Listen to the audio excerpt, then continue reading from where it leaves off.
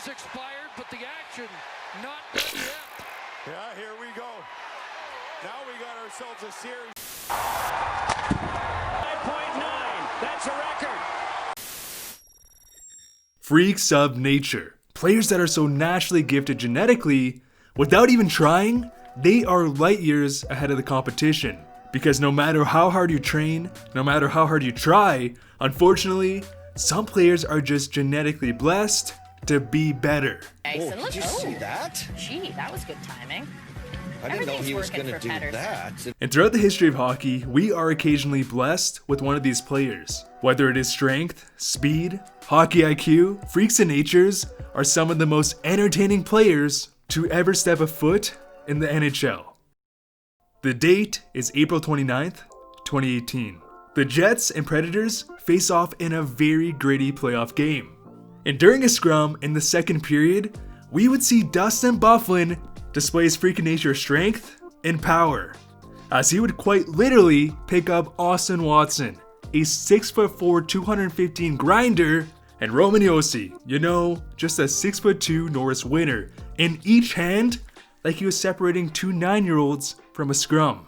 Flash forward a couple weeks, Dustin Byfuglien would do the exact same thing to two Golden Knights players. Watch Byfuglien here. Grab two guys. We saw this in the Nashville series as well. I mean, this guy is something. Dustin Byfuglien hit the genetic goldmine when it comes to strength and overall athleticism. But what makes Byfuglien different is the fact that there has been many reports saying he weighs north of 285 pounds, standing in at 6'5". A man that big should not be able to keep up with an NHL pace. But not only does he keep up, but he dominates.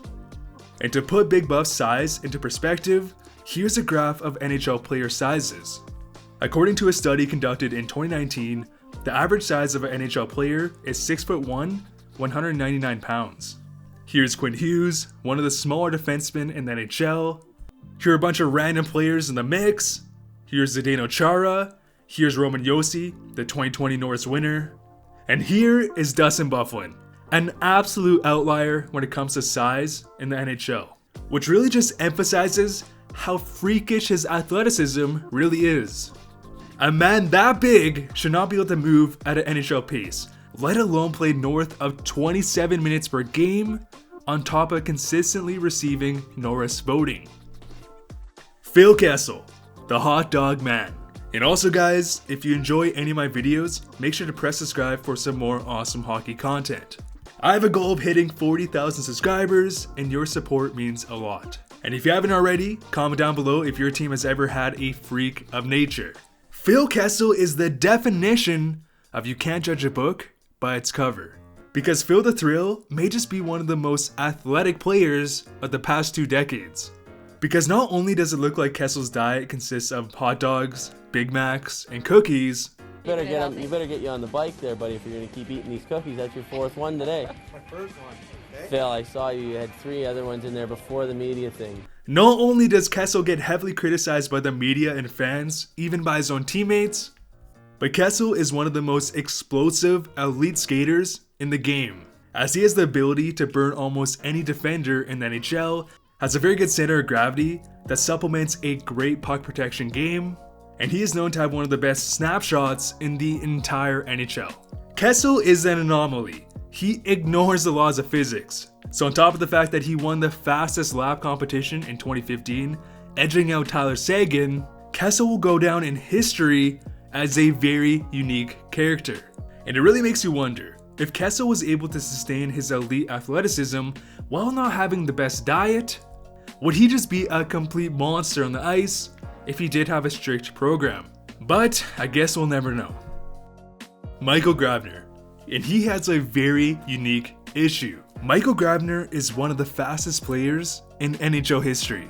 He is in the same realm as a Pavel Bure and a Connor McDavid, except even though Grabner has generational skating ability, he lacks all of the other intangibles, as he does not have a soft scores touch, nor is he an elite playmaker. Grabner is basically an NHL Be A Pro character that has 99 skating and 50 in every other category, which in return, combined with freak fitness, has turned Grabner into a breakaway machine. as he will get an uncomfortable amount of breakaways on any given night, but he doesn't have the ability to finish. And because of this, Grabner often finds himself in a penalty kill specialist role, as he is second among current NHL players for shorthanded goals, right behind Brad Marchand. In 2019, he would record 6 out of his 9 goals on the penalty kill, shorthanded.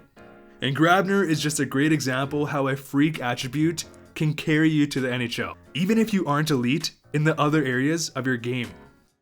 Which leads me to the next player, Connor McDavid.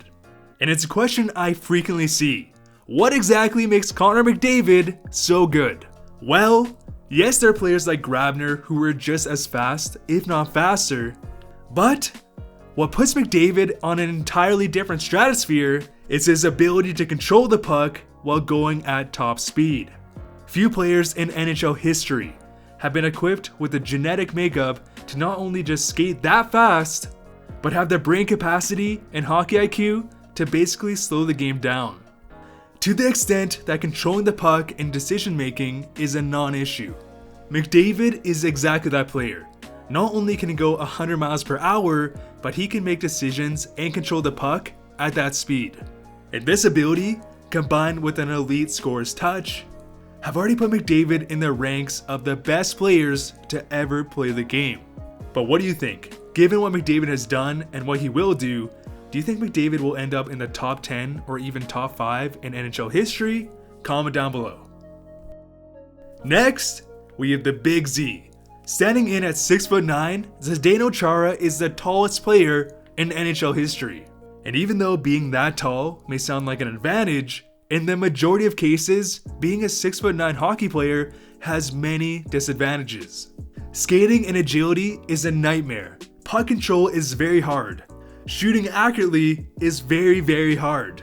And even though Chara is a first ballot Hall of Famer and one of the best defenders of this generation, it wasn't always like this. In fact, when Chara first entered the league, he was a terrible skater. He was tall and lanky and was far from an NHL caliber player. Except, some people don't realize, Chara isn't just a giant, but he has freak of nature athleticism. As not only is he an absolute unit who has never lost in a pull-up competition, but he has by far the best work ethic in the entire NHL. And there's a reason at the age of 44, he could still be playing at the highest level. As I've heard stories from various podcasts and publications, including Spin Chicklets, that Char is the type of player to fly around the world on a 10-hour flight, get home at 4 a.m., and he will be at an optional skate and training session for 6 a.m. Because not only is Chara genetically blessed, but he has one of the best work ethics in the history of the NHL.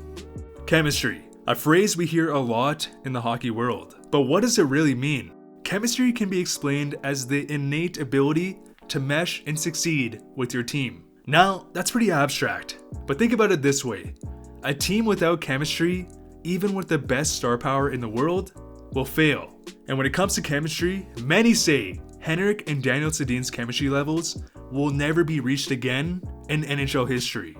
As many joke that it is twin telepathy, but their innate ability to always know where each other were on the ice was, and still is, literally unexplainable. Now, combine this with the fact that the Sedins are also some of the best passers and playmakers in NHL history, and well, the Sedins in their prime looked like they were on a power play 90% of the time they were on the ice. And the Sedins may not have the most accolades, but their hockey IQ and just indescribable chemistry ranks among the all-time greats. And lastly, we have Jaromir Joger. And after seeing this graphic, I thought I would have to include him. Because a lot of the new generation of hockey fans don't really understand Joger's greatness. Before Austin Matthews was even born, Joger had 2 Stanley Cups and north of 600 points.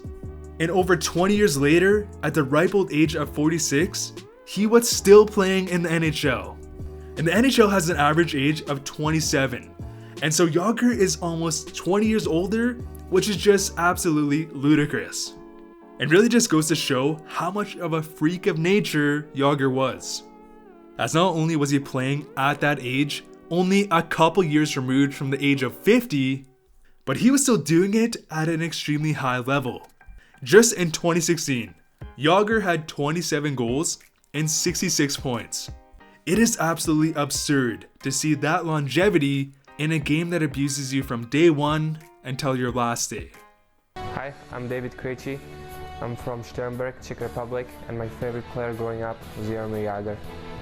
Hi, I'm Jaromir Jagr from Kladno, Czech Republic. My favorite player growing up was Jaromir Jagr. But anyways guys, has your team ever had a freak of nature? Comment down below, I'd love to know. And make sure to press subscribe for some more awesome hockey content. I have a goal of hitting 40,000 subscribers. We may not be able to do it by the end of the year, but it is the goal and your support really means a lot to me. So I hope all you guys are doing well. See you guys later.